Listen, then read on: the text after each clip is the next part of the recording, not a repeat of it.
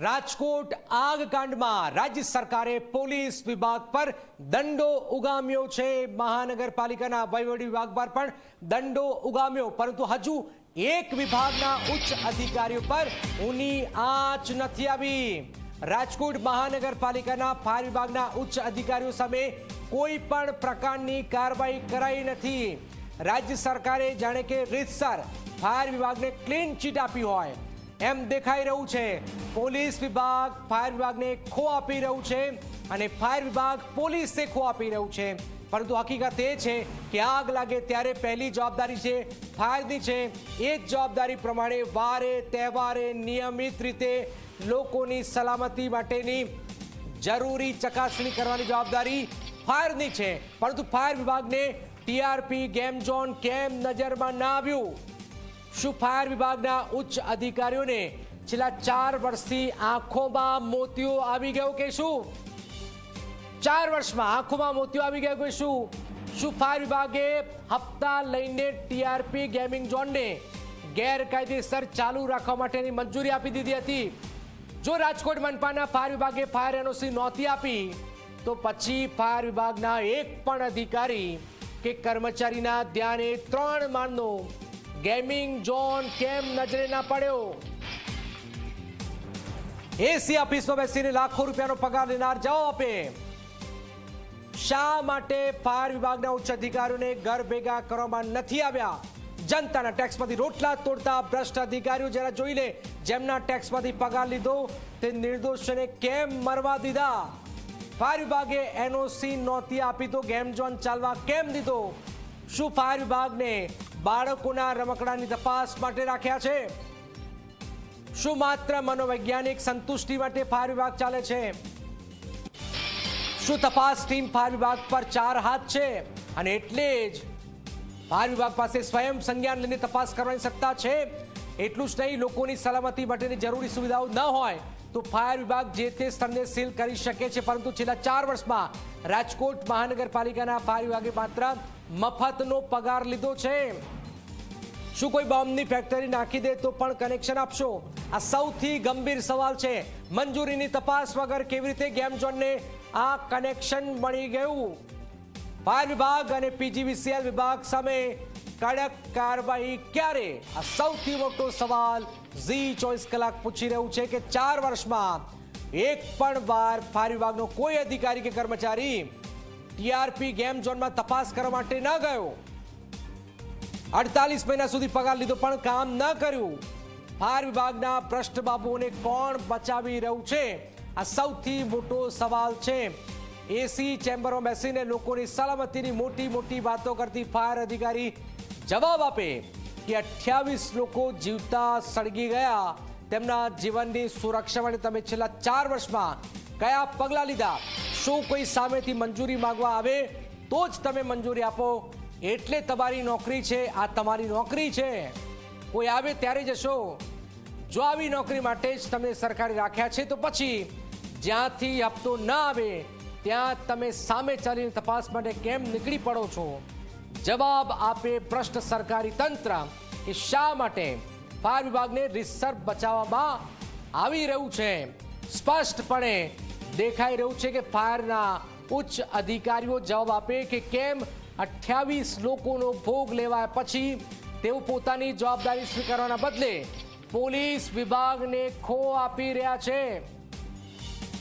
Rajkot fire વિભાગની લાલિયાવાડીનો ઝી 24 કલાક પર હવે જુઓ પર્દાફાશ। શું ફાયર સ્ટેશનના એક કર્મચારીને સસ્પેન્ડ કરવાથી કાર્યવાહી પૂરી થઈ ગઈ એવું સમજે છે સરકાર? રાજકોટનો ફાયર વિભાગ આટલો બેદરકાર કેમ છે? શું રાજકોટના લોકોને મારવાની ફાયર વિભાગે સુપારી લીધી હતી? ઝી 24 કલાક સતત એ પૂછી રહ્યું છે કે ખો અપાઈ RNB, Rajkot corporation, fire, police એકબીજા પર ખો, પણ ફાયરની સૌથી મોટી જિમ્મેદારી બની જાય છે કે તમારી પાસે કોઈ આવ્યું નથી તો તમે એમને જવા દેશો? કાલે કોઈ બોમ્બની ફેક્ટરી બનાવીને બેસી જશે તો ત્યાં એમને બધું ચાલશે? આ ગંભીર સવાલ છે અને સવાલોની વચ્ચે મારી સાથે નિધિ જોડાઈ ગયા છે. નિધિ, આપ ખુદ ત્યાં ગઈને આવ્યા છો, રાજકોટ ગયા છો, ફાયર ઓફિસ પણ ગયા, ફાયર ઓફિસર સાથે સંવાદ પણ કર્યો, પણ જે સવાલનો જવાબ મળવો જોઈએ નથી મળી રહ્યો. ખો રાજકોટ કોર્પોરેશન, આરએનબી, ફાયર અને આ પોલીસ એકબીજાને ખો આપી રહ્યા છે અને આ ખોમાને આવ્યા ફાયર વિભાગના કર્મચારીઓ શંકાના ઘેરામાં આવી રહ્યા છે. નિધિ, બિલકુલથી જનક, રાજકોટમાં જે પૂરો આગકાંડ સામે આવ્યો, લાગી હતી તો આગ જ ને, અને આગમાં લોકો જીવતા ભડતું થઈ ગયા છે.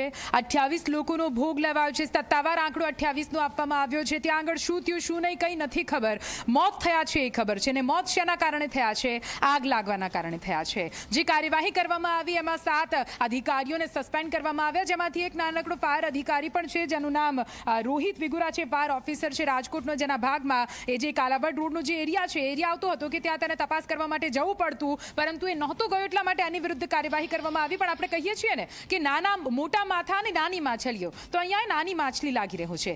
શંકા એટલા માટે જઈ રહી છે કેમ કે જ્યારે કાર્યવાહીની વાત આવે છે ત્યારે બદલીઓનો દોર શરૂ કરવામાં આવે છે અને બદલીમાં રાજુ ભાર્ગવ જે પોલીસ કમિશનર છે એમનો વારો આવી ગયો. સાથે સાથે જે પોલીસ કમિશનર રાજુ ભાર્ગવની સાથે એડિશનલ પોલીસ કમિશનર આઈપીએસ જે વિધિ ચૌધરી હતા એમનો પણ વારો આવી ગયો, અને મ્યુનિસિપલ કમિશનર હતા આનંદ પટેલ, એમનો પણ વારો આવી ગયો. તેમની જગ્યાએ જે બીજા લોકોને અસાઇન કરી દેવામાં આવ્યા છે.